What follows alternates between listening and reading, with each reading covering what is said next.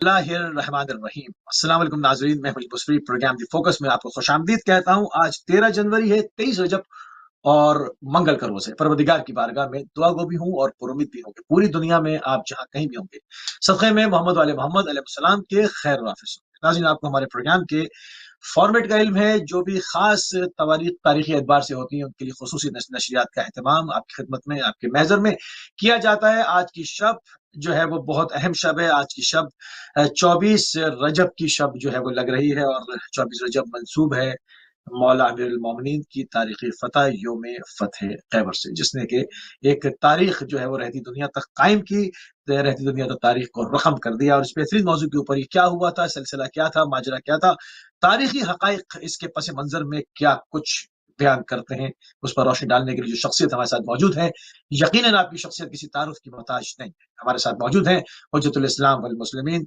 अल्लामा सैयद उरूजुल हसन मीसम रिजवी साहब, अवध की राजधानी लखनऊ हिंदुस्तान से। क़िबला आपको प्रोग्राम में खुशामदीद कहेंगे। मौला अमीरुल मोमिनीन के इस अजीम शान कारनामे की मुबारकबाद पेश करेंगे, आपकी खिदमत में सलाम अर्ज करेंगे। वालेकुम अस्सलाम व रहमतुल्लाहि व बरकातुह।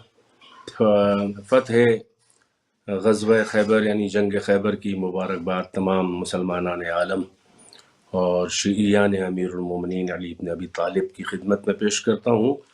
अहले बैत टीवी और तमाम उम्मत मुस्लिमा को तोहफ़ा तबरी को तहनीत पेश करता हूँ। बहुत शुक्रिया क़िबला। थोड़ी सी तमीज़ी गुफ्तगू साथ हमेशा की तरह प्रोग्राम का आगाज़ किया जाता है। ग़ज़वा खैबर के ऊपर हमारी गुफ्तगू का मेन जो है वो महवर रहेगा। और खैबर क्यों हुई, वजह क्या थी, क्यों ये ग़ज़वा हुआ, इसका पस मंज़र क्या है, तारीख में क्या बयान किया, तारीखी हक़ाइक़ के ऊपर रोशनी डालना होगा। बिस्मिल्लाहिर्रहमानिर्रहीम, अल्हम्दुलिल्लाहि रब्बिल आलमीन, वस्सलातु वस्सलामु अला रसूलिल्लाह व आलिहि त्ताहिरीन, अम्मा बाद।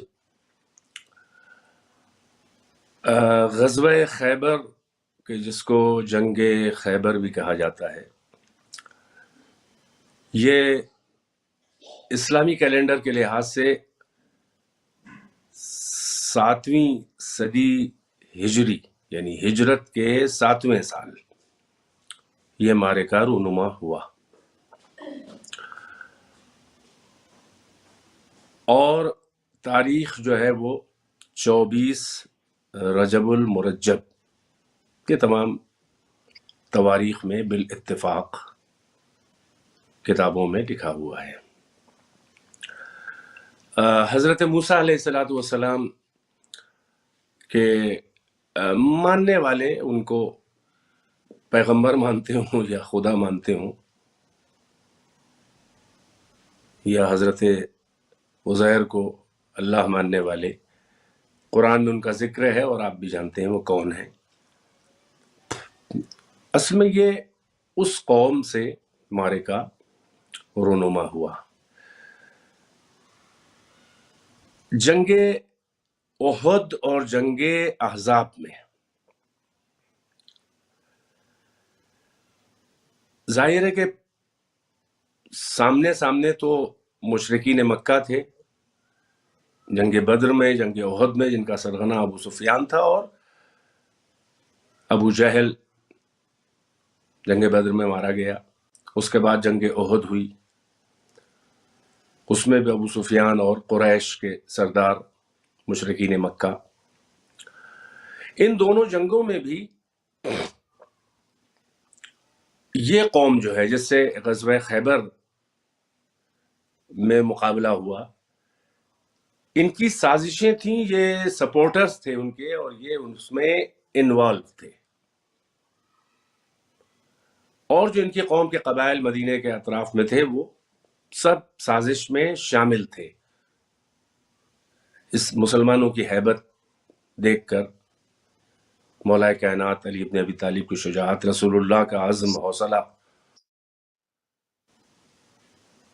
तो और जंग खंदक फिर जो हुई, जंग अहज़ाब जिसे जो सूरतुल अहज़ाब में जिसका जिक्र है कुरान मजीद में, तो अहज़ाब कहते हैं ये हिज़्ब की जमा यानी ग्रुप। अहज़ाब का मतलब ग्रुप्स, कई गरोह मिलके। تو اس میں سب شامل تھے، یعنی جتنے بھی دشمنان اسلام، مخالفین اسلام تھے مسلمانوں کے سب خلاف، شامل سب سازش کرنے والے، اس میں یہ قوم بھی شامل تھی. ہاں اور مسلمانوں کے دشمنوں سے ان کا باقاعدہ معاہدہ ہوا. یہ سب پس منظر ہے پہلے. تو اب اس بڑی سازش میں یہ لوگ شریک تھے اور مسلمانوں کے خلاف، یعنی اسلام کے لشکر اور رسول اللہ کے خلاف تیاریاں ہو رہی تھیں باقاعدہ جنگ کی. اب یہ جو خیبر والے تھے، یہ بنی نظیر اور قینقاع جو ایک قبیلہ ہے، یہ سب وہاں کے خیبری قومیں ہیں جن کا اپنا ایک مذہب تھا، یعنی وہی حضرت موسیٰ کی امت اپنے کو کہتے ہیں، تورات کے ماننے والے بظاہر. تو اب رسول اللہ نے ان کو سازشوں میں شریک پایا اور باقاعدہ اپنے دشمنوں کا مددگار، خالی سوشل اور یعنی اقتصادی، اکنومیکل اور سماجی خیرخواہ نہیں، بلکہ جنگی معاون بھی پایا. اور یہ سب تیاری میں تھے مسلمانوں کی ہیبت کی وجہ سے، اور یہ گھبراہٹ تھی ان کو کہ کہیں ان کا غلبہ نہ ہو جائے پورے علاقے پر. لہٰذا اب رسول اللہ نے ان کی طرف مسلمانوں کو بھیجا، کیونکہ یہ پہلے سے انوالو تھے. حقیقت میں یہ دفاعی جنگ ہے، گو کہ وہ اس قوم کے لوگ کہتے ہیں کہ یہ توسعہ پسندانہ، یعنی اپنی حکومت کو وسعت دینے کی لالچ، اقتصادی لالچ، یعنی آفینس تھا مسلمانوں کا، جبکہ یہ ڈیفینسو تھا اقدام. کیونکہ پہلے سے جب کوئی سازش کر رہا ہو اور باقاعدہ جن لوگوں سے جنگ ہو چکی ہے ان کا سپورٹر ہو، تو وہ انہی میں شمار کیا جائے گا. جیسے کہ آج بھی ہو رہا ہے، آپ دیکھ لیے، کون نہیں جانتا ہے آج اس وقت دنیا کا جو منظر نامہ ہے، ظاہر بظاہر تو نہیں ہے کوئی، لیکن ہے، پوری دنیا جانتی ہے، پورا میڈیا جانتا ہے، ساری دنیا جانتی ہے.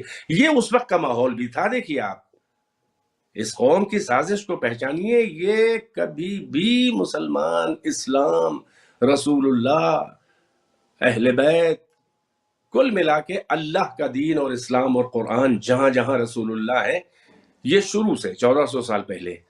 اچھا، اب یہ شمال میں یہاں پر ایک ضمناً ایک سوال اور ایک نقطے کو اور شامل کرنا چاہوں گا. آپ بڑی خوبصورت دلچسپ ہسٹری، تاریخ بیان کر رہے ہیں. وہ یہ بات جانتے ہیں کہ وہ اسی خدا کی عبادت کرتے ہیں جس خدا کی عبادت ہم کرتے ہیں، یعنی اس میں نہ وہ شرک کر رہے ہیں نہ ہم شرک کر رہے ہیں. وہ بھی وحدہ لا شریک مانتے ہیں، ہم بھی وحدہ لا شریک مانتے ہیں. ان کا بھی ذبیحہ ہمارا بھی ذبیحہ، بہت ساری چیزیں بالکل ویسی مشترک ہیں. وہ جانتے بھی اس بات کو. پھر جب وہ یہ جانتے ہیں کہ یہ دونوں قومیں ایک ہی خدا کی عبادت کر رہی ہیں، تو پھر خون بہانے سے دریغ کیوں نہیں کرتے؟ سازشوں سے کبھی دریغ نہیں کیا. عمران نے دشمن بھی گردانا، یہ سب کیوں ہوا؟ ڈائلاگ کیوں نہیں کیا انہوں نے؟ کبھی بات کرنا کیوں نہیں چاہیے؟ دیکھیے ساری تاریخ ادیان اس بات کی گواہ ہے. پہلی بات تو یہ کہ ایک خدا اور وحدہ لا شریک یہ حقائق تاریخی نہیں ہے. توحید جو ہے تمام آسمانی ادیان کا نقطۂ مرکزی ہے. دائرۂ ادیان کا جو مرکزی نقطہ ہے وہ توحید ہے، اس میں کوئی شک نہیں. لیکن عملی طور پر کوئی موحد ہو، کوئی مونوتھیزم کا عملی طور پہ قائل ہو، ونس آف گاڈ کا نہیں، عقیدے کو پکڑ لیا ہے لفظی طور پر، جہاں پر موقع آیا اس کو پیش کر دیا. یعنی مشرک شرک کر کے بھی اپنے کو مشرک ماننے کو تیار نہیں ہے. یہی تو ادیان عالم کی بہت بڑی آفت ہے. ورنہ جھگڑا کائے کا تھا؟ نہیں، جھگڑا اس کے آگے کا بھی ہے. دیکھیں دو طرح کے لوگ ہیں. یہ دو قومیں ہیں جو حضرت موسیٰ کی امت میں اور پھر وہ حضرت عیسیٰ کی امت میں یہ الگ ہو گیا گروہ، جس کو پچھلے والوں نے نہیں مانا. حضرت موسیٰ کی امت تک تو حضرت عیسیٰ خود یہودی تھے نسل کے اعتبار سے. یہودیت جو ہے یہ نسل ہے، یہ ریس ہے، بلڈ ہے، بہرحال جو بھی ہو. اور عیسائیت جو بھی ہے، یہ دونوں یہ نسل ہے، یہ ریلیجن نہیں ہے، یہ دین نہیں ہے. ان سے پوچھا جائے کہ تمہارا دین کیا ہے، جس کی بنیاد توحید کے اوپر ہے. اب انہوں نے حضرت عیسیٰ کو نہیں تسلیم کیا، جبکہ وہ انہی میں سے تھے، انہی میں سے تھے، اسی نسل میں، حضرت ہارون کی نسل میں ہے بھائی وہ۔ اب ان میں دو دو گروہ موٹے طور پر نظر آ رہے ہیں، اور تو فرقے ہیں، بہت سے ہیں، دیکھیے فرقے موجود ہیں۔ دیکھیے رسول اللہ نے خود ہمارے یہاں حدیثوں میں، سنی شیعہ کتابوں میں موجود ہے، رسول اللہ نے کہا کہ قوم موسیٰ جو ہے وہ موسیٰ کے بعد 71 فرقوں میں تقسیم ہو گئی، ایک کے علاوہ کوئی بھی نجات یافتہ نہیں۔ قوم عیسیٰ جو ہے وہ 72 فرقوں میں تقسیم ہوئی عیسیٰ کے بعد، اور ان میں ایک نجات یافتہ، باقی سب ناجی نہیں ہے۔ اور میری قوم ہے، یہ حدیث موجود ہے، ستفترق امتی علی 73 فرقہ کلہم فی النار الا واحدہ، ان قریب میرے بعد میری قوم جو ہے وہ 73 فرقوں میں بدلے گی، تقسیم ہو جائے گی، اور سب فی النار ہوں گے، یعنی جہنمی، نجات نہیں پائیں گے، ناجی نہیں، صحیح راستے پہ نہیں ہوں گے، امت ہو کے بھی وہ والے راستے پہ نہیں ہوں گے جو میں چھوڑ کے جا رہا ہوں، ایک کو چھوڑ کر۔ ٹھیک، یہ سب تو موجود ہے۔ تو اگر وہ سب وہ اپنے پیغمبر کے دین پر نہیں باقی رہ گئے تو آپ کے ساتھ کہاں سے کامن ہو جائیں گے عقائد؟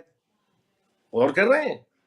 مطلب حضرت موسیٰ کی امت اپنے نبی کے دین پہ کہاں، اپنی کتاب پہ کہاں قائم ہے؟ قرآن بار بار تو یہی کہہ رہا ہے کہ تورات نکال کے لاؤ، انجیل نکال کے لاؤ، دکھاؤ اس میں قل یا اہل الکتاب تعالوا الی کلمۃ سواء بیننا وبینکم ان لا نعبد الا اللہ۔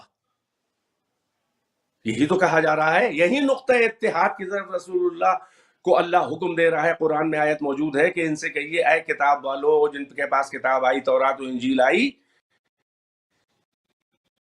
آؤ سب چھوڑو، جو ان کامن چیزیں ہیں، جو ڈسپیوٹڈ ہیں، جو اختلافی ہیں، جو ہمارے تمہارے درمیان مشترک نہیں ہے، ان کو چھوڑو، ایک ایسے کلمے کی طرف آ جاؤ جو ہمارے تمہارے درمیان کامن ہے، سوا ہے، برابر ہے۔ وہ کیا ہے؟ وہ یہ ہے کہ اللہ کے علاوہ ہم لوگ کسی کی پرستش نہ کریں۔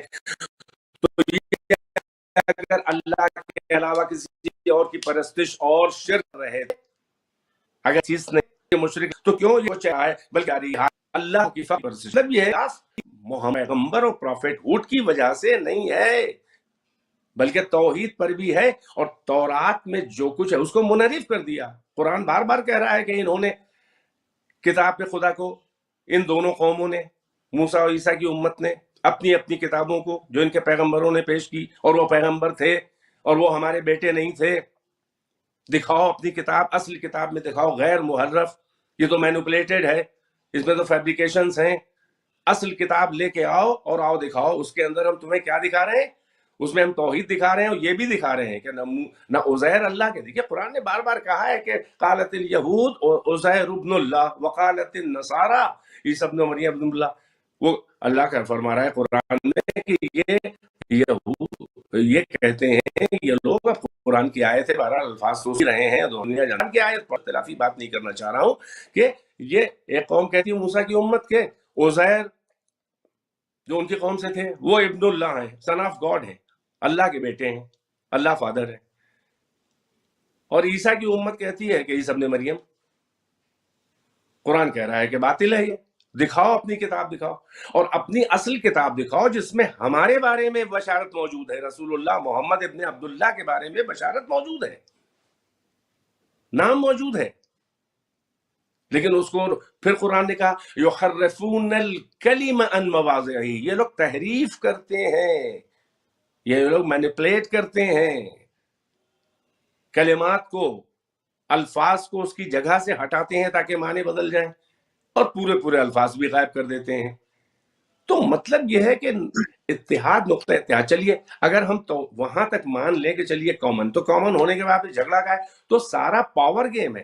حقیقت میں یہ دین سے جو دعویٰ کرتے تھے کہ یہ ہم موسیٰ کی امت ہیں، عیسیٰ کی امت، یہ اپنے دین پر خود قائم نہیں رہے، ان کی ہسٹری معلوم ہے، ان کی آپس میں جنگیں ہیں، 1400 سال پہلے کی جنگیں کہے کی ہیں، 1400 سال پہلے کے اختلاف کہے کا ہے، بڑے بھائیوں نے چھوٹے بھائیوں پہ اتنا ظلم کیا ہے تاریخ میں،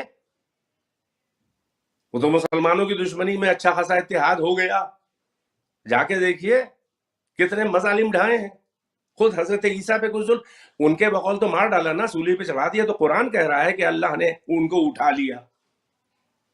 وما قتلوہ وما صلبوہ بل شبہ بہ، نہ انہوں نے عیسیٰ کو قتل کیا، نہ صلیب پہ چڑھا، نہیں صلیب پہ چڑھا کے ماں پھانسی نہیں دے پائے، بلکہ بل شبہ بہ، اللہ نے معجزے سے ان کی عیسیٰ کی شکل کا کوئی شخص جو ہے وہ اسی وقت خلق کر دیا، بدل دی کسی شکل، اور اس کو انہوں نے پھانسی پہ چڑھا دیا اور کہا کہ عیسیٰ کو ہم نے، عیسیٰ ابن مریم کو مار ڈالا. اللہ کہہ رہا ہے ہم نے ان کو اٹھا لیا.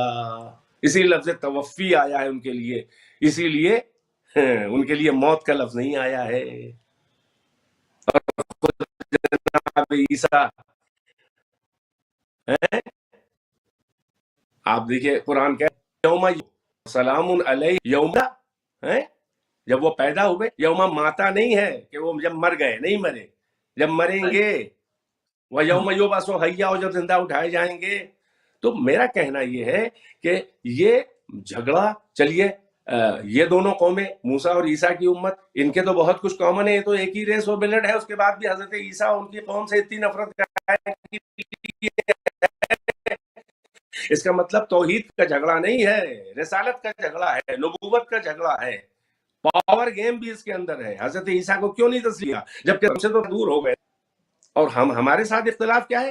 معاملہ سے محمد ابن عبداللہ کا ہے، رسول اللہ کا ہے، پروفیٹ آف گاڈ کا ہے، اپوسٹل آف گاڈ کا ہے، میسنجر آف گاڈ کا ہے، آخری نبی کا مسئلہ ہے. یہ ہے، یہ کہاں سے بن گئے نبی؟ اور پھر وہ نسلی، میں کہہ رہا ہوں یہ ان کے یہاں ان دونوں قوموں میں دین اور عقیدے اور ایمان اور توحید سے، کل دین سے، تورات و انجیل سے بھی آگے ہے نسل پرستی، واجب اور پاور کا گیم، یعنی اقتدار پسندی، یہ شروع سے نظر آ رہی ہے ان کے یہاں.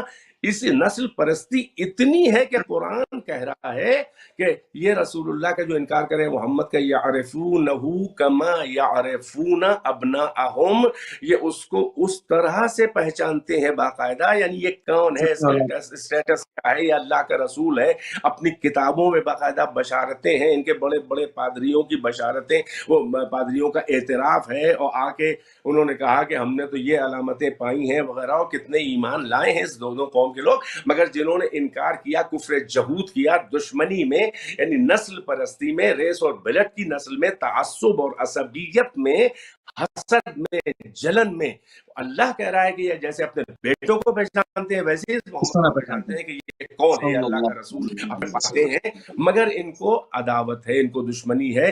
وجہ بتا دیں کیا ہے؟ وہ حضرت ابراہیم کے دو بیٹے، حضرت اسحاق، حضرت اسماعیل، یہ علامتیں سب دیکھ رہے تھے، مگر ایکسپیکٹ کر رہے تھے کہ جناب اسحاق کی اولاد میں یہ آخری پیغمبر خاتم ہوگا. مگر جب اسماعیل کی نسل میں آیا تو تعصب اور نسل پرستی دامن گیر ہو گئی اور الجھ گئے. تو ڈسپیوٹ دین کا نہیں ہے کہ بڑے بھولے بھالے ہیں، سمجھ نہیں پائے ہیں، نہیں، ایسا نہیں ہے. سب کچھ سمجھنے کے بعد بھی نسل پرستی ہے، عداوت ہے، جو آج تک ان کے ڈی این اے میں ہے. بالکل صحیح. اچھا، تو یہ مین محرکات تھے خیبر کی جنگ کے. خیبر کی جنگ کا جو ہے وہ حکم کس نے دیا کہ اب جنگ حتمی ہے، یعنی ناگزیر ہو گئی اب جو ہے وہ، اور آپ کہہ رہے ہیں کہ قبلہ یہ دفاعی تھی، تو حملہ وہاں سے ہوا، دفاع کیسے ہوا، مولا امیر المومنین کیسے گئے، پورا اس کا جو واقعہ ہے تاریخی، اس پر ذرا بیان کریں. کتنے دن مسلمانوں نے کتنے دن کوشش کی، خیبر فتح نہیں ہوا، وہ پورا واقعہ تھوڑا سا شروع سے آئیں گے اس پر، حکم کیسے جاری ہوا، کیا ہوا. دیکھیے پہلی بات تو یہ کہ ہم مسلمانوں کے نزدیک تو رسول اللہ کا ہر قول اور فعل، ہر ان کا قول جو وہ کہیں اور جو کریں، وہ حجت ہے، یعنی دلیل ہے، اور وہ اللہ کی طرف سے ہے. یہ ہم امت قرآن، یہ ہمارا عقیدہ ہے، اور قرآن اس کو سپورٹ کر رہا ہے. قول ما ينطق عن الهوى ان هو الا وحی یوحی، یہ اپنی طرف سے اپنی خواہشات نفسانی، اپنے ڈیزائر سے بولتا بھی نہیں، نطق بھی نہیں کرتا.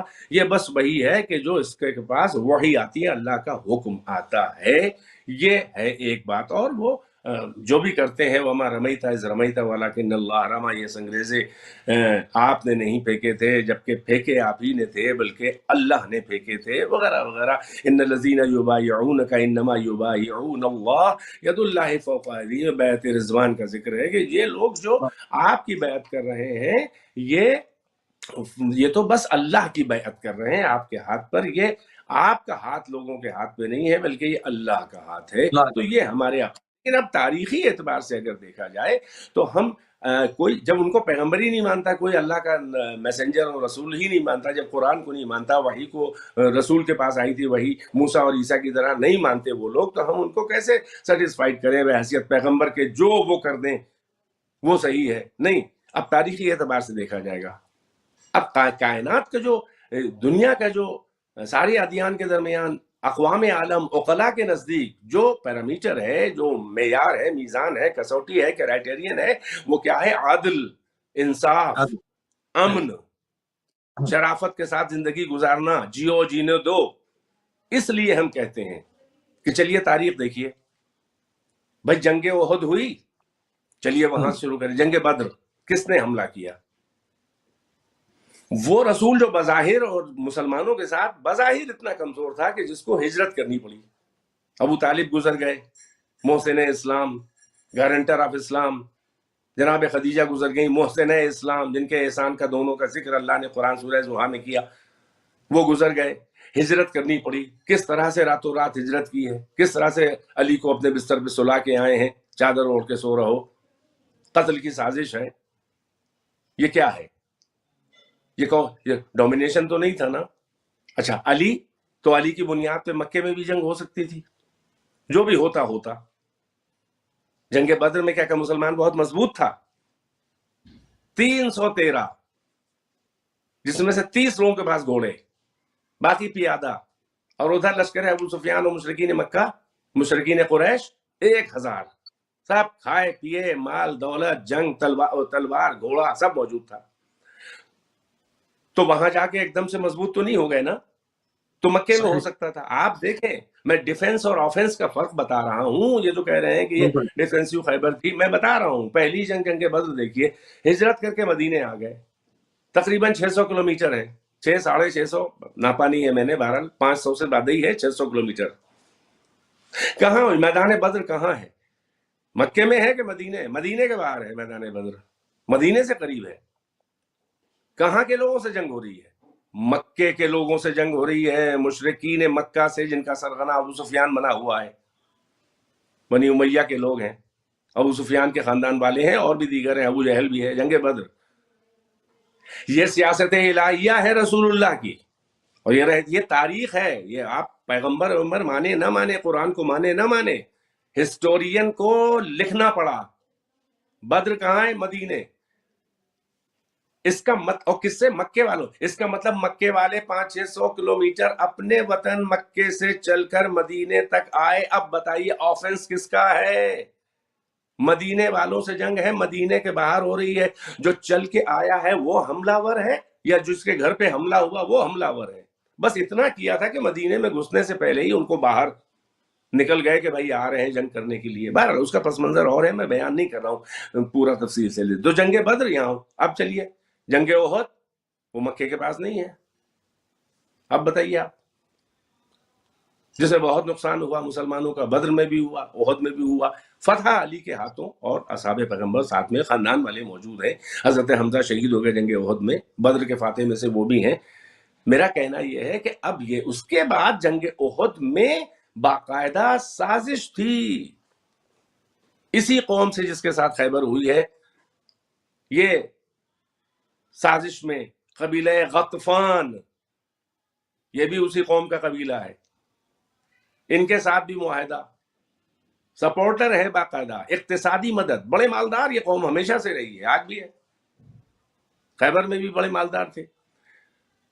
تو اب خیبر کے جو بنی نذیر اور بنی قینقاع، یہ سب جو قبیلے ہیں، یہ سب باقاعدہ جنگ احد میں بھی سپورٹ تھا۔ جنگ احزاب جو جنگ خندق، جس میں اشجع العرب عمر ابن عبد ود کو مولا کائنات نے زیر کیا اور قتل کیا، جس پر یہ سند ملی اللہ و رسول کی طرف سے کہ ضربت علی یوم الخندق افضل من عبادت الثقلین الی یوم القیامہ، اس میں بھی یہ لوگ شریک رہے ہیں، ظاہر بظاہر سامنے میدان میں نہیں آئے ہیں مگر مکمل سپورٹر ہیں، جیسے آج ہو رہا ہے دنیا میں، آپ دیکھ نہیں رہے ہیں، کوئی اتنا اندھا نہیں ہے، سب کو دکھائی دے رہا ہے کیا ہو رہا ہے۔ یہی سب وہی تھا، بتا رہا ہوں، وہ چھوٹے لیول پہ تھا، یہ اور تھوڑے بڑے لیول پہ ہے۔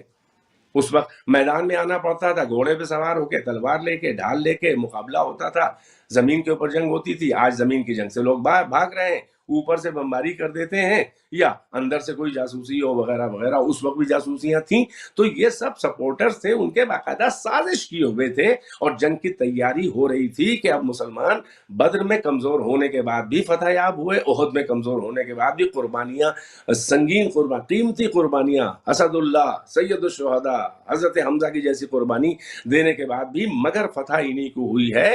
اور اب خندق میں تو اشجع العرب عمر ابن عبد ود کو قتل کرنا، اور وہ سب کہ جس میں پیغمبر نے کہا تھا برز الایمان کلہ الی الکفر کلہ الی الشرک کلہ، یہ کل ایمان علی جا رہا ہے، شرک کل کفر، یہ سب اس میں سازش میں شریک تھے۔ اور اس فتح کے بعد اور حوصلے پست ہوئے، لہٰذا جلدی سب آپس میں میٹنگیں ہو رہی تھیں، مسلمانوں کے خلاف، لشکر اسلام رسول اللہ خلاف سازش ہو رہی تھی، اور تقریباً جنگ کی تیاری تھی، اور یہ برابر شریک تھے۔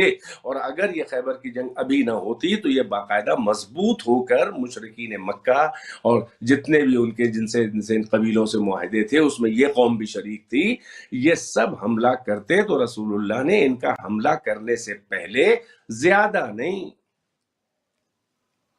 1400 سے 1600 کے بیچ تعداد ملتی ہے مسلمانوں کی، جس میں بہت کم گھوڑ سوار تھے، اور ان کو بھیجا ہے لشکر اصحاب کے ساتھ، خود بھی گئے، اور ان کے یہاں کم سے کم 10,000 جنگجو، یہ 8 قلعے تھے، 5 بعض جگہ ملتا ہے اور 8 کی تھے، 8 قلعے تھے ان کے، مضبوط قلعے، جس میں سب سے بڑا قلعہ جو تھا وہ قلعہ قموس تھا، قاف سے اور صاد، قلعہ قموس۔ یہ جنگ جو ہے وہ مسلمانوں نے بڑی آسانی سے جیتی ہے، کیونکہ ان کا دفاعی نظام جتنا بھی ہو، مگر یہاں حوصلے اور یہاں ایمان کی قوت اور رسول اللہ اور حضرت علی علیہ السلام کا جیسا شیر خدا موجود تھا، تو وہ ان کا دفاع جو ہے اس نے کام نہیں کیا، ان کا دفاع تھا مگر اتنا کارگر نہیں ہوا، اور بہت کم جانوں کو نقصان ہوا ہے۔ 18 مسلمانوں میں مقتول ہوئے، شہید ہوئے، اور 100 کے آس پاس 93 یا تعداد صحیح ذہن میں صحیح بتائی بھی نہیں گئی اتفاق کے ساتھ، مختلف جی 93 آ رہی ہے، 93 بھی ہے ذکر، زیادہ انفسائز 93 پہ ہے۔ جی تو بالکل اتنے لوگ اس میں مارے گئے، لیکن اس میں کیا ہوا کہ سارے قلعے جو فتح ہونے کے بعد سب سے زیادہ جو مشکل ہوئی ہے فتح کرنا، وہ دیر لگی ہے، وہ سب سے بڑا والا ان کا دفاعی قلعہ تھا، وہ وہی اسی کا نام تھا، وہ علاقہ خیبر میں، پورا علاقہ، وہ پورا شہر تھا بھائی، بہت اقتصادی طور پر وہاں ان کے باغات تھے، اور سونا اور چاندی اور بہت کچھ تھا، امیر ترین قوم یہ ہمیشہ سے رہی، سود خور قوم، لوگوں کا خون چوسنے والی قوم، اور بہرحال ان کو سلیقہ بھی تھا ان باتوں کا کہ کس طرح سے کہاں پہ قبضہ کیا جائے، بازاروں پہ قبضہ کیا جائے، اپنا مال و فلاں وہ جو بھی ہو، ان کی اسٹریٹجی تھی اپنی، اور مسلمانوں کی ناکامی ہے تو مرثیہ پڑھنے سے تو بہتر ہے کہ ہم اپنے کو اس طرح سے مضبوط کریں بہرحال۔ تو وہاں پر یہ ہوا کہ سارے قلعے فتح ہونے کے بعد قلعہ قموس کہ جس میں وہ تھا مرحب اور انتر، وہ بڑے بڑے بہادر، مرحب ابن الحارث جو کہلاتا ہے، بہت بڑا بہادر۔ اب کتنے دن یہ جنگ چلی ہے تو بھائی تمام منابع دیکھنے کے بعد جو مشہور ہے کہ 40 دن، یہ بڑا انٹرسٹنگ ہے، 40 دن، جی 40 دن کی تعداد کسی معتبر اسلامی تاریخ میں، حتیٰ کہ غیر اسلامی تاریخ میں بھی 40 دن، 40 یعنی 40 ڈیز کا ذکر نہیں ہے۔ 20 دن سے 30 دن یعنی 1 مہینہ حد اکثر، زیادہ سے زیادہ صفین جیسے صفین بھی چلی لمبی، مگر اتنی نہیں چلی نا، اتنی نہیں چلی. ارے وہ تو مہینوں چلی ہے. اس میں تو چھوٹی چھوٹی اور بھی کئی جنگیں ہیں، کئی جنگوں کا نام ہاں وہ سب اس میں گیپ آتے رہے نا، گیپ آتے رہے. یہ مسلسل چلی ہے. تو یہ 20 مسلسل دن منیمم، کم نہیں، 20 دن سے کم نہیں بھائی. 19 دن تو کم سے کم آخری یہ قلعے قموس میں لگ گئے. تو 20 دن سے زیادہ معتبر ہم کو یہ گنتی لگ رہی ہے کہ 30 دن چلی ہے. یعنی 10 دن میں سارے قلعے فتح ہو گئے، اس کے بعد 19-20 دن جو ہے وہ آخری قلعے میں لگ گئے. اسی میں یہ ہے واقعہ کہ نامی گرامی اصحاب رسول اللہ بہت سے ظاہر ہے کہ جنگجو تھے، بہادر تھے، اور سب کو جذبہ تھا بھائی کہ ہم بھی فتح کریں. تو اب یہ 39 دن ہوتا رہا یا تو 19 دن ہوتا رہا. 39 دن پرچم اسلام لے کر کون جاتا رہا؟ تاریخ کیا کہہ رہی ہے؟ 39 دن یا 29 دن، بہرحال جو بھی ہو. اب یہ سب جانتے ہیں کون جاتا رہا بھائی، کوئی نہیں بچا. بھائی ظاہر ہے کہ رسول اللہ کے چچا لوگ تو پہلے ہی شہید ہو چکے تھے سب. یہ حدیبیہ کے بعد کا واقعہ ہے، فوراً کا.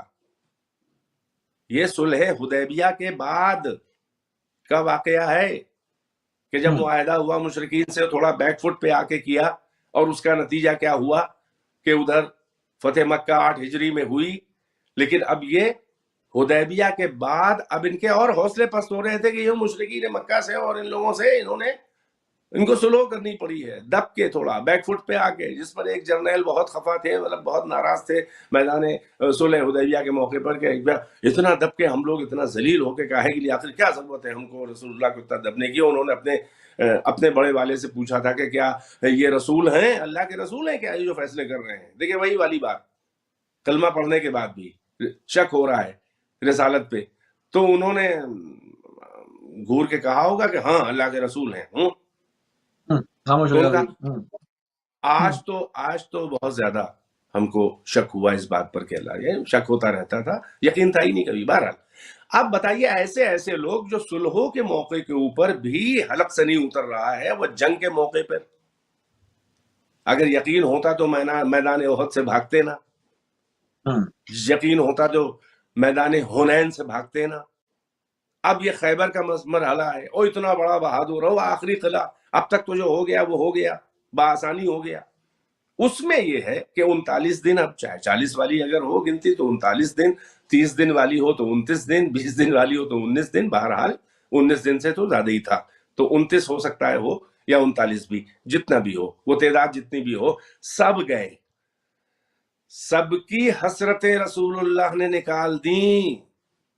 جاؤ اور اب ایک شب آخری ایسی آئی کہ سب کیا ہوا، لشکر کو لے کے جاتے تھے، علمدار بن کے جاتے تھے، اور ادھر سے یہاں پر ایک اور چیز ہے. جب سقیفہ والا معاملہ ہوا تو کہا کہ جی اجماع کی بات مانیں گے. اب یہاں پر کہہ رہا ہے، اجماع کہہ رہا ہے کہ سردار بھگ گیا، اور سردار کہہ رہا ہے کہ لشکر بھگ گیا، تو یہاں اجماع کی نہیں مانیں گے. ظاہر ہے کہ وہ جب رسول اللہ موجود ہیں تو اجماع کی تو ویسے بھی کوئی حیثیت نہیں ہے. اور اجماع تو جب آتا ہے کہ جب کوئی مکاری کا موقع ہو. اجماع کو کرائٹیریا سقیفہ میں بنایا کہ جی اجماع کی بات مان رہے ہیں تو یہاں بھی مان لیں. جب پورا سب مل کے کہہ رہے ہیں کہ جی سردار صاحب ہی غائب ہو گئے اور اتنی دور چلے گئے کہ واپسی پہ راستہ پوچھتے ہوئے آ رہے ہیں، تو مان لو. یہاں کیوں نہیں مانتے؟ ہاں تو رسول اللہ کے بعد والے اجماع سے زیادہ معتبر یہ اجماع ہے، کیونکہ یہ اجماع جو مسلمین و صحابہ کا ہے رسول اللہ کے سامنے ہے، اور رسول اللہ کچھ بول بھی نہیں رہے ہیں. یعنی یہ ان ایفیشینٹ ہیں، یہ انکیپیبل ہیں، یہ کیا کہتے ہیں، انیبل ہیں، یہ اس لائق نہیں ہے کہ ہماری سرداری اور ہماری امارت کریں، ہم کو لیڈ کریں. تو وہ تو ڈیمانسٹریشن اللہ و رسول ایسے ہی بے ہنروں، بے کمالوں، مکاروں، سیاست مداروں، عہدے اور الہی منصب کی ہوڑ اور جن کو لالچ ہو، ان کو اللہ اور رسول ایسے ہی ایکسپوز کرتے ہیں. خیبر وہی معرکہ تھا کہ جس میں بھاگ رہے تھے اور لشکر کہہ رہا تھا ہم اس لیے بھاگ لیے کہ علمدار اور ہمارا امیر بھاگا، اور علمدار کہہ رہا تھا لشکر بھاگنے لگا تو ہم بھی بھاگ لیے، اور کمال یہ ہے کہ علم بچا لائے ہم ہیں۔ بہرحال تو علم کی حفاظت کر لائے، یہ علم کی حفاظت بھی سنت صحابہ ہے۔ بہرحال خیر، اتنا تو ثابت۔ مولا امیر المومنین کو جو علم دیا، ہاں جی اب آخری شب آئی، یہ سب ہو چکا، یہ بھگدڑ بن چکی، یا علی اب آخری شب آئی، تب پیغمبر نے اپنے خیمے سے نکل کر مجمع اصحاب میں، وہ بہادروں کے مجمع میں، وہ ستاروں کے مجمع میں، وہ جنگجوؤں کے مجمع میں، وہ صف اول کے لوگوں کے مجمع میں، سب کے تجربات، سب کے چہرے سامنے ہیں، فرما رہے ہیں لَأُعْطِيَنَّ الرَّایَةَ غَدًا رَجُلًا كَرَّارًا غَيْرَ فَرَّارٍ یا علی يُحِبُّ اللَّهَ وَرَسُولَهُ وَيُحِبُّهُ اللَّهُ وَرَسُولُهُ لَن يَرْجِعَ حَتَّى يَفْتَحَ اللَّهُ عَلَى يَدَيْهِ۔ اللہ اکبر، پلٹے گئی نہیں اب تک فتح نہ کر لے گا۔ اللہ اکبر، ضرور بالضرور، لام تاکید کے ساتھ، لأعطین، پھر نون ثقیلہ عربی گرامر میں یعنی ضرور بالضرور، حتمن، ہر حال میں یہ رایت کہتے ہیں بڑے والے پرچم، بڑے والے علم کو رایت، جیسے لواء رایت علم، تو رایت کہتے ہیں بڑے والے پرچم کو جو سردار کو دیا جاتا ہے۔ یہ پرچم بڑا والا علم ہم کس کو دیں گے؟ رجلن، نکرہ آیا ہے، ایک ایسے مرد کو، یہ نہیں کہا کہ حاضر رجل یا ذالک الرجل یا فلاں رجل، نہیں، رجلن، کوئی ایک ہے، گنجائش رکھی ہے رسول اللہ نے، اسی لیے ایک ایسے مرد کو دیں گے، رجل کو دیں گے، کرارن، جو کر کہتے ہیں بڑھنے والے کو، بڑھ کے حملہ کرنے والے کو، جو پیچھے نہ ہٹے۔ پھر تاکید کر دی غیر فرارن، ایسا کرار کہ جو غیر فرار ہوگا، بھاگے گا نہیں، جو اب تک ہوتا رہا۔ یہی سمجھنا جانا چاہیے تھا کہ جب ہم بھاگ چکے ہیں اور فرار میں سے آ گئے ہیں کی فہرست میں تو ہم کو نہیں ملے گا، اور ہم فرار ہیں اس کے مطلب کرار نہیں ہے، اور غیر فرار نہیں ہے، کرار نہیں ہے، تو ہم رجل نہیں ہیں، وہ والا کہ جو رجل بندہ ہو، رسول کی نظر میں رجل کہے جانے کے قابل ہے۔ یعنی آپ یہ فرما رہے ہیں کہ بعض لوگ بھاگ گئے اور اس کے بعد بھی بیٹھے ہوئے کہ پھر علم دے دیں گے، مطلب مقصد تو یہ ہوا نا، مطلب کہ مطلب اس پر اثر ہی نہیں پڑ رہا نا۔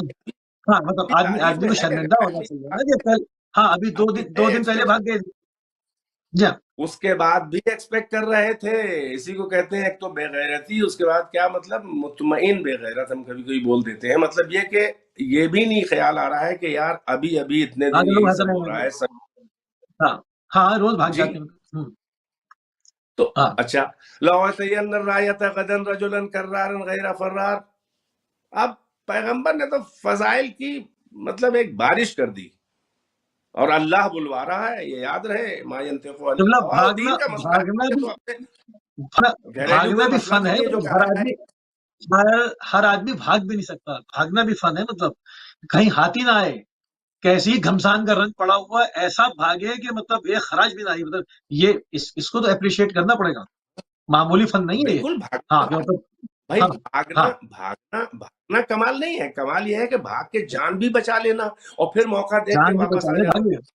ہاں پھر آ گئے، تو پریکٹس تھی نا پچھلی جنگوں میں، احد میں تو پہاڑوں میں بھاگنا تھا، ایک صاحب تو کہتے ہیں، تیسرے نمبر والے کہتے ہیں کہ میں نے تو مڑ کے تیسرے دن دیکھا تھا پلٹ کے، تو یہ کھیل نہیں ہے بھائی، اور پہاڑی بکریوں کی طرح اچھلنا، ارے آدمی اور بکری اور بکرے میں فرق ہے بھائی، وہ پہاڑوں پہ اچھلنے کے عادی ہیں، مگر انسان کا اچھلنا، اللہ اکبر۔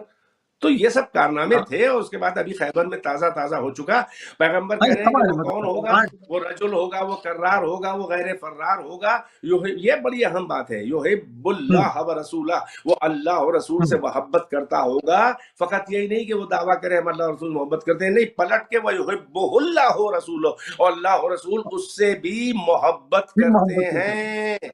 لن یرجعا، پھر بتا دیا یہ سارا تجربہ دیکھ کے کہ وہ پلٹے گا نہیں، وہ رجوع نہیں کرے گا، وہ واپس نہیں ہوگا جب چلا جائے گا علم لے کر.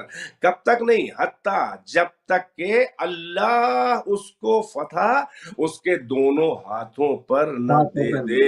یا علی، یا علی، یا یعنی علی ایک ہاتھ میں خیبر کا سر، خیبر کا در، ایک ہاتھ میں مرہب کا سر. یہ ذاکرانہ بات ہے لیکن حقیقت یہی ہے، دونوں ہاتھوں پہ فتح، یعنی مکمل فتح. اور وہ کون تھا؟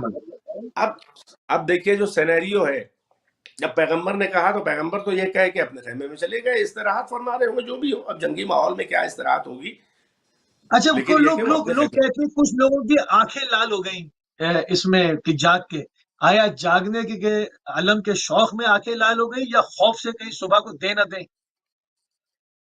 دو صورتوں میں جاگتا ہے، ملی جلی کیفیت ہوگی، مگر حسرت علم برداری نے انجمن صحابہ سے رات بھر شب داری کروا لی. حسرت علم برداری نے، علم اٹھانے کی تمنا نے شب داری کروا لی انجمن صحابہ سے، گروہ صحابہ سے.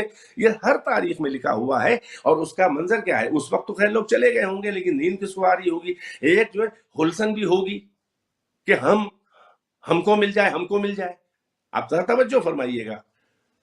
اور پیغمبر کے خیمے کے باہر طلوع فجر، طلوع سحر سے پہلے آ کے جماکڑا لگ گیا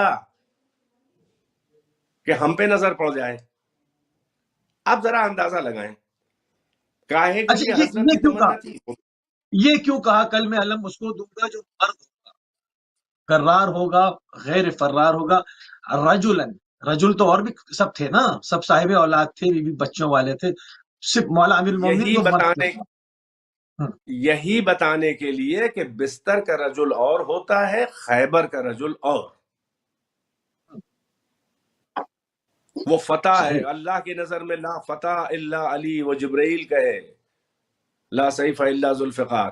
یعنی جو جس کے پیر اکھڑ جائیں، جو دشمن کی تلوار دیکھ کر بھاگ کھڑا ہو، اس کو اللہ اور اللہ کے رسول رجل نہیں مانتے ہیں. بالکل رجل ربانی نہیں ہے، وہ ایمانی رجل جو اللہ و رسول کی نظر میں رجل کہلاتا ہے. وہ رجل، وہ چاہے 250 سال 300 سال کا ہو، اللہ کی نظر میں اگر وہ بہادر ہے، شیر ہے، پاؤں اس کے اکھڑتے نہیں ہیں، پیٹھ نہیں، دبر نہیں دکھاتا، بقول ایک پاکستانی مولوی کے کہ وہ دبر نہیں دکھاتا ہے، تو وہ رجل ہے اللہ کی نظر میں. چاہے سلمان فارسی ہو، چاہے 250-300 سال کی عمر ہو، چاہے ابو ذر کا جیسا بوڑھا ہو، اور جوان ہونے کے بعد بھی اگر وہ دبر دکھائے تو دبر دکھانے والا تو ویسے بھی رجل نہیں ہوتا. بھائی کون نہیں جانتا؟ ہاں بھاگ گیا. اچھا تو مولا کے لیے یہ اعلان ہو گیا، کل میں علم دوں گا، مولا کے لیے اعلان ہو گیا. اب ذرا سا یہاں پہ ٹھہر کے تھوڑا سا، ماشاءاللہ عربی داں لوگ بھی ہیں، وقت بھی کم ہے، ماشاءاللہ بطفیل مجالس و مطالعہ قرآن، اتنی عربی تو آتی سبھی کو. کیا پیغمبر نے فرمایا؟ ایک مرد ہے ایسا، اس کو دیں گے. واحد کا صیغہ ہے، کوئی گنجائش نہیں ہے. اور یہی وہ ہیں، واحد کا صیغہ ہے، ہر ایک چاہ رہا ہے کہ ہم ہوں، جبکہ ایک ہے. بھائی اتنا تو معلوم ہے کہ ایک کو دیا جائے گا تو باقی سب ڈسیبل ہیں، سب انکوالیفائڈ ہیں، ٹھیک ہے نا. لیکن یہی آئیے آپ وہاں جب مباہلہ کی بات آئی، مباہلہ میں پیغمبر نے کیا کہا تھا؟ اللہ کی آیت کیا تھی؟ فَمَنْ حَاجَّكَ مِن بَعْدِ مَا جَاءَكَ مِنَ الْعِلْمِ فَقُلْ تَعَالَوْا نَدْعُ أَبْنَاءَنَا وَأَبْنَاءَكُمْ وَنِسَاءَنَا وَنِسَاءَكُمْ وَأَنفُسَنَا وَأَنفُسَكُمْ ثُمَّ نَبْتَهِلْ فَنَجْعَلْ لَعْنَةَ اللَّهِ عَلَى الْكَاذِبِينَ. ترجمہ سب کو معلوم ماشاءاللہ، مومنین کو اور مومنات کو، سننے والے مسلمانوں کو. قرآن کی آیت ہے کیا؟ اب روشن دلیلیں آنے کے بعد بھی اگر کوئی آپ سے کٹ حجتی کرے، محاجہ کرے، حجت تکرار کٹ حجتی کرے، تو ان سے کہیے کہ آؤ لے آئیں، تم اپنے بیٹوں، تم اپنی خواتین، تم اپنے نفسوں، مردوں کہہ لیں آپ، چلیے نفسوں، اور ہم اپنے نفسوں کو لے آئیں. تم نبتہل، پھر اللہ کی بارگاہ میں ہم ابتحال کریں. یعنی کیا؟ گڑ گڑا کے اللہ کی بارگاہ میں دعا کریں، یعنی یہ کہ ایک دوسرے کے خلاف بد دعا کریں، مباہلہ کہلاتی ہے. اور ہم میں سے جو کاذب ہے، جو اپنے دعوے میں جھوٹا ہے، یعنی تم کہتے ہو کہ 3 ملا کے اللہ ہے، یعنی اللہ ہے اور سن آف گاڈ ہے اور اینجل روح القدس ہے، یعنی وہی حضرت عیسیٰ والی قوم ہے کہ وہ سن آف گاڈ ہیں اور وہ اللہ فادر ہے اور یہ ان کے اس کے بیٹے ہیں، اور ایک روح القدس یا اینجل جو بھی، وہ ٹرینٹی کا عقیدہ، یہی تھی توحید کا مسئلہ۔ دیکھیں توحید کو مانتے ہوتے تو مباہلہ کیوں ہوتی بھائی؟ آپ غور کریں کہ یہ توحید والے ہیں ہی نہیں یہ لوگ بھائی، توحید کی آڑ میں شکار کرنے والے، نبیوں سے دشمنی دکھانے، اللہ کے دین سے دشمنی دکھانے والے، پیغمبروں سے حسد کرنے والے۔ بہرحال اب آپ دیکھیں کہ مباہلہ کی آیت میں ابنا ہے، جمع کا صیغہ ہے، ابن ایک ہے، ابنان دو ہے، یہ ڈبل ہے، اور ابنا جمع ہے ابن کی۔ چلیے وہاں نساء اس کا کوئی واحد ہی نہیں ہے، وہ وومن، خواتین، عورتیں، اپنی عورتوں کو لاؤ، ہم اپنی عورتوں، یہ نساء۔ انفس، نفس، نفسان دو کے لیے، ڈول تثنیہ، انفس پلیورل ہے، بہو وچن ہے، جمع ہے، ہر جگہ جمع جمع ہے۔ عربی زبان میں ایک سنسکرت ہے کہ جہاں جو ہے وہ جو ضمیر آتی ہے یا فیگر آتے ہیں، الفاظ آتے ہیں، وہ واحد ہے، تثنیہ ہے، جمع۔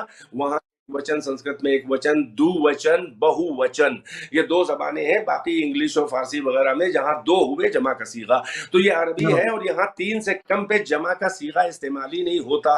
ابنا میں کم سے کم 3 کی گنجائش ہے، اس سے زیادہ، مگر پیغمبر حسن حسین 2 کو لے جا رہے ہیں، اور نساء میں تو جمع کا صیغہ ہے، فقط فاطمہ کو، ساری ازواج رسول بلکہ ازواج اصحاب بھی اور بنات اصحاب سب آ جاتی تو نساء کے صیغے کی گنجائش میں کمی نہ ہوتی، مگر ایک فاطمہ۔ وہاں انفس ہے یعنی پلیورل ہے، 3 سے شروع ہوتا ہے، فقط علی کو لے جا رہے ہیں۔ ارے سارے بنی ہاشم، سارے خاندان والے، سارے اصحاب، ان کے بیٹے مرد سب آ جاتے، تب بھی انفس میں گنجائش باقی تھی۔